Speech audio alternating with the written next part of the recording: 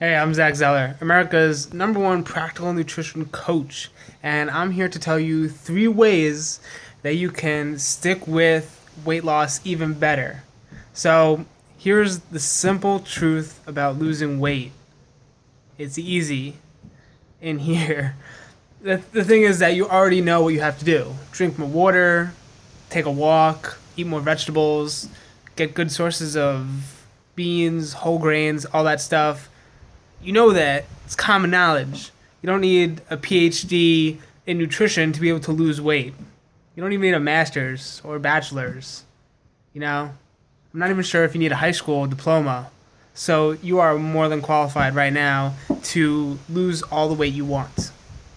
But the tricky spot is sticking with changing your diet and changing your habits to be able to eat the slightly different food, get in more vegetables, do all that stuff I just said. So here's 3 ways to help you out to lose weight. Do you like to eat marshmallows? It turns out that a lot of 3 to 6 year olds like to eat marshmallows as well. So there's this really famous marshmallow study that researchers at Stanford took little kids, 3 to 6 years old, put them in a room, big table, and right in the middle of the table was a plate with one marshmallow on it.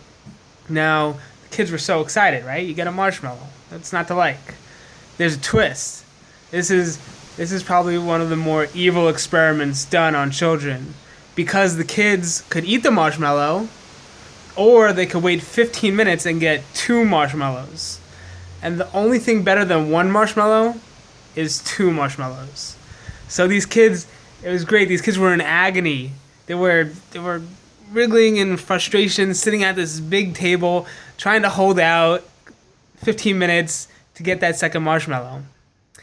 They got the results, and they actually followed up these kids for 1 year, 2 years, decades. I think it's up to 50 years, just to see how they did in terms of success, in terms of weight management, just in terms of life. And they found that the kids who could wait 15 minutes were better at delayed gratification. They could wait for a bigger outcome instead of hopping on and getting that instant gratification. Instead of watching TV right now, they could go and read a book and get smarter and get better test grades and go to a better school and do all that stuff that, could get you a better job, make you more successful, lose more weight, all that stuff. So delayed gratification is tough to build because, like anything, it's a muscle.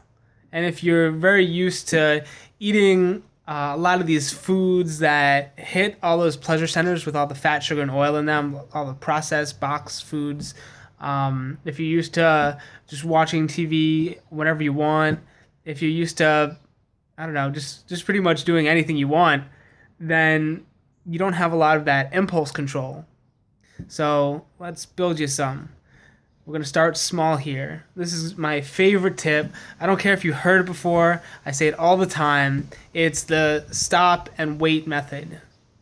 Now, researchers use this to help cure people of OCD because all you do is whenever you feel that craving coming on, or you see a cookie and you just want to eat it because cookies taste good.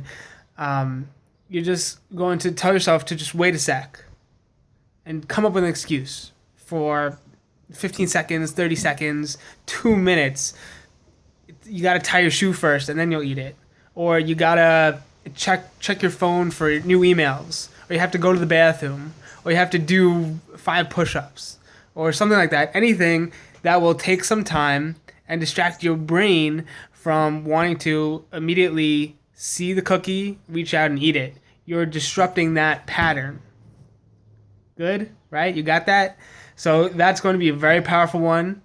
But sometimes you can't do that. You feel a little weak. So we got 2 more methods. Don't worry about it. Number 2 is going to be, it's directly from the marshmallow study. The kids that were successful were able to picture their food. So by that, I mean literally imagine there was a picture frame around their food and view it as just a picture. You can't eat a picture, right? It's not like it's a marshmallow right in front of you. They use their imagination to view it as something that's not real. So that's another great alternative. If you can put a frame around those cupcakes at the potluck or that cake that they just pulled out for your friend's birthday, you could eat a little bit, put a frame around the rest.